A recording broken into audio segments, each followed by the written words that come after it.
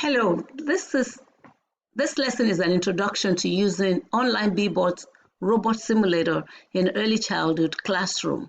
My name is Mrs. Remy Willoughby, and I will be talking about BeeBot robotics in early childhood classroom. Basically, I will be showing you how you can use an online simulator to teach BeeBot in your classroom.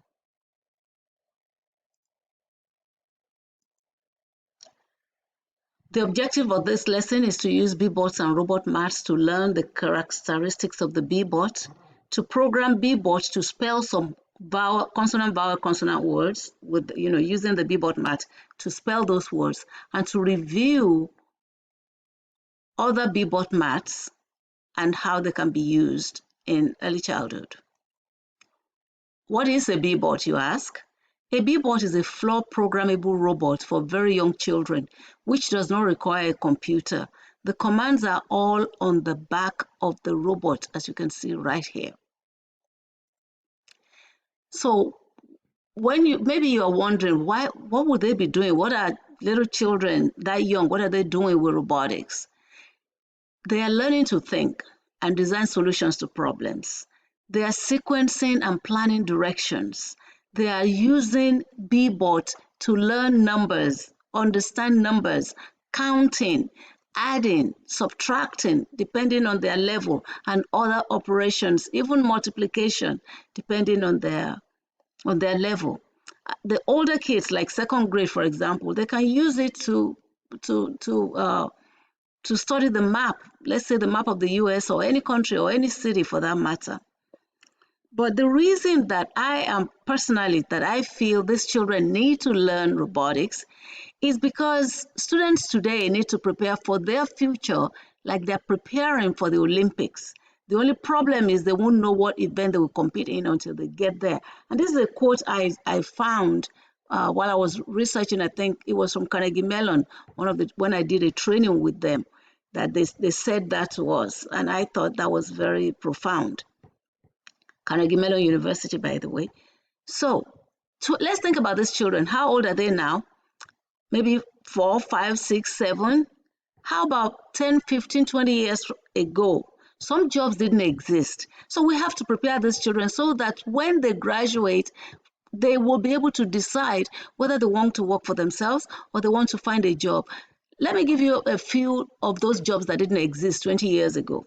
AI engineer, driverless car engineer, space elevator engineer, data scientist, cloud architect, automation engineer, mobile app developer, social media manager, digital scientist, SEO analyst, that is search engine optimization analyst. How about head of culture, when companies are becoming more culturally sensitive now and they're seeing the need to have someone be in charge of that, especially large corporations, so that they can manage their people very well. And then maybe producer. Podcast has been around for a while, but it was not as a profession. People were not using it. 20 years ago, it wasn't anybody's profession, I don't think. So we just need to think about this for these children, for when they become 22, 23, even when they're preparing to go to college. What are they going to be thinking they want to study? Because there's so many different career paths that they can take, and it's important that we prepare them for that. The next thing I'm going to share today is how this math that I'm talking about, the BeeBot math online. So to do that, you open a browser. I'm using Google. You open a browser and you will type in beebot.terrapin, TERRAPIN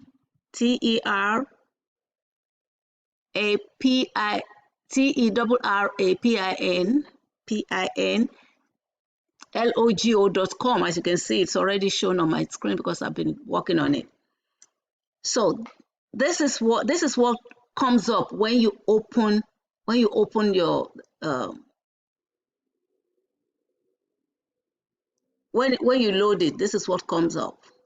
So I'm moving this to adjust my screen so you can see what I'm doing. The first thing I want to call your attention to is over here. You see that there are several options. It says select your math. we have different options. If your children are very young, like 3, 4 year olds, you can use this to teach them for them to practice. It's not like you are actually using it to teach. I mean, to teach them the alphabet, but they have been learning alphabets. You've done several activities with them on alphabets, but now you want them to do some practice. And also because we know that robotics has its own exciting thing that it does. It excites. It is very exciting for children. So this is something to motivate. It's very motivating, exciting. So it's a good thing to use in the classroom. So this is the robot right here. BeeBot is there. It looks like a bee. It's yellow. These are all the commands that you can write. And I have some commands that I've written before. I'm going to clear that.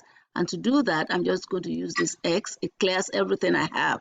So we can tell the child, this is the starting point. There are a few things to know, to teach the children. Each of these buttons direct the robot. Go forward, go back, go left, go right. This means pause, stop. This is to clear. When you have code that you have written, you use this to clear it.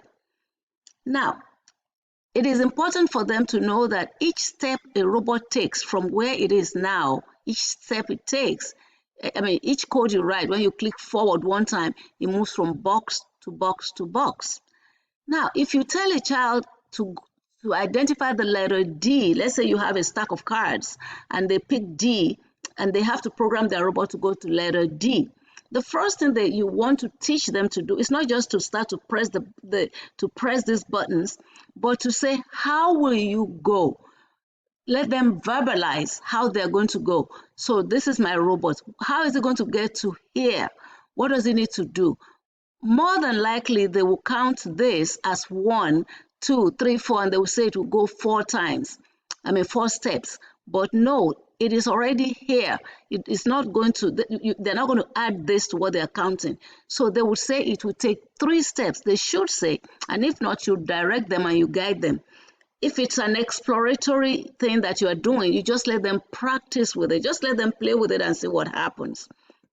So it goes forward 1, 2, 3. So I'm going to click 1, 2, 3. Notice that as I click, it's showing down here.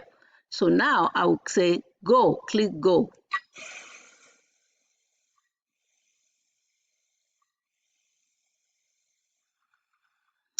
Now that's to like a reward to say you did it, you got it, hey, and clap for yourself. Now you can tell them, how would I bring it back here? So they should be able to, after you have explained this, they should be able to tell you it will come back, and then you say how many steps. It should be the same, 1, 2, 3, and click go.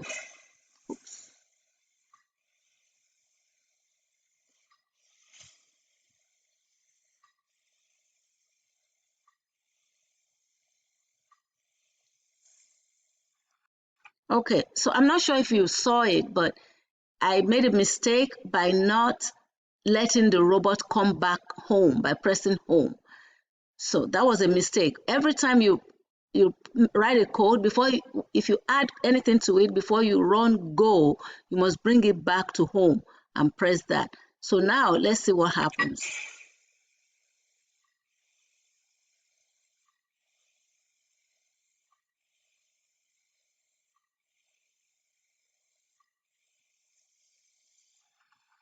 All right, so I'm going to clear the code and I'm going to choose the CVC word, consonant one that I said. You can see you can use it for coins. You can use it to teach about your school, the location of different places.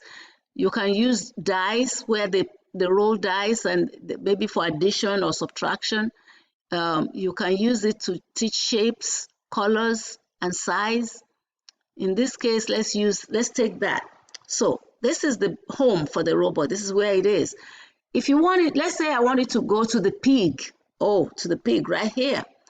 How would it go? So the children have to be able to say, or that child, whoever it is, whether it's 1 or 2 of them together, that they will go for, this is the pig right here. So we'll go forward 1 time and turn. That is a skill that you may need to teach, because if I say go forward and turn right, turning the robot does not move. So let's see what happens. It goes and it turns. It's it's going to stay there. I want it to go forward back here. So I'm going to say forward, but remember, I have to bring the robot home first. So go.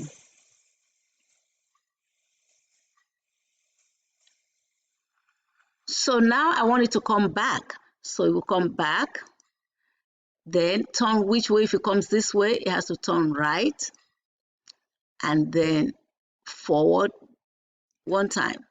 So I bring it back to home and I'll say go.